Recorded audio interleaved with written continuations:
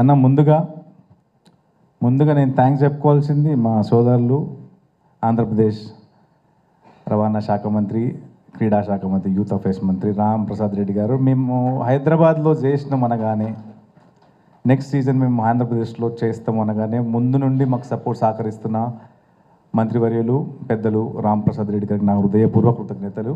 అదేవిధంగా ముందుగా చామల ఫౌండేషన్ నుంచి మేము ఒక ఆంధ్రప్రదేశ్ ముఖ్యమంత్రి గారికి, లోకేష్ గారికి ఒక థ్యాంక్స్ చెప్పుకోవాలన్న. ఎందుకు తెలుసా అన్న, ఇక్కడ చూస్తే మీ క్యాబినెట్ చూస్తే అంతా యంగ్స్టర్స్తో నిండి ఉంది, మొత్తం యంగ్స్టర్స్. లాస్ట్ టైము హైదరాబాద్లో చేసినప్పుడు రాజకీయ నాయకుల జట్టు కొంచెం వీక్ ఉండి ఓడిపోయినారు. ఈసారి మీరే ఈ ఎలైట్ క్రికెట్ లీగ్ కప్పుని గెలుచుకునేలాగా అనిపిస్తుంది అన్న. నేను నల్గొండ జిల్లాకు చెందిన, తెలంగాణ రాష్ట్రం నల్గొండ జిల్లాకు చెందిన వ్యక్తిని. నేను కూడా రాజకీయాల్లో ఒక నియోజకవర్గంలో ఎమ్మెల్యే స్థాయిలో తిరిగిన వ్యక్తిని.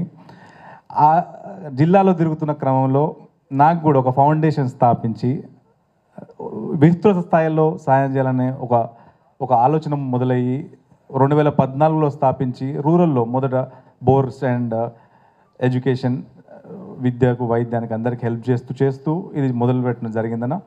అక్టోబర్ 9, 10వ తేదీన 2025 రాజీవ్ గాంధీ స్టేడియంలో జరిగిన ప్రోగ్రామ్కి విశేష స్పందన రావడంతో మేము ఆంధ్రప్రదేశ్లో కూడా చేయాలనుకున్నాం. మీరందరికీ అన్న, వాసంశెట్టి సుభాష్ గారికి, మంత్రివర్యులు కొండపల్లి శ్రీనివాస్ గారికి నా హృదయపూర్వక పాదాభివందనాలన్న.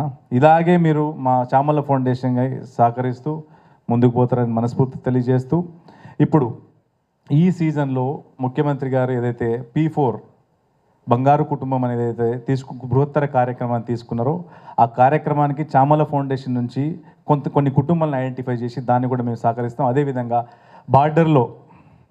బార్డర్లో మన దేశానికి కాపు కాస్తున్న సైనికులందరికీ, వాళ్ళ కుటుంబాలకు, ఎందుకంటే వాళ్ళ కుటుంబాలని వదిలేసి వాళ్ళకి అంత దూరం పోతే ఆ కుటుంబాలను రక్షించుకోవాల్సిన బాధ్యత మనందరిపైన ఉంది ఉద్దేశంతో వాళ్ళ కుటుంబాలకు కూడా మేము అండగా ఉంటామన్నా. మీ సహకారానికి కృతజ్ఞతలైనా. Thank you.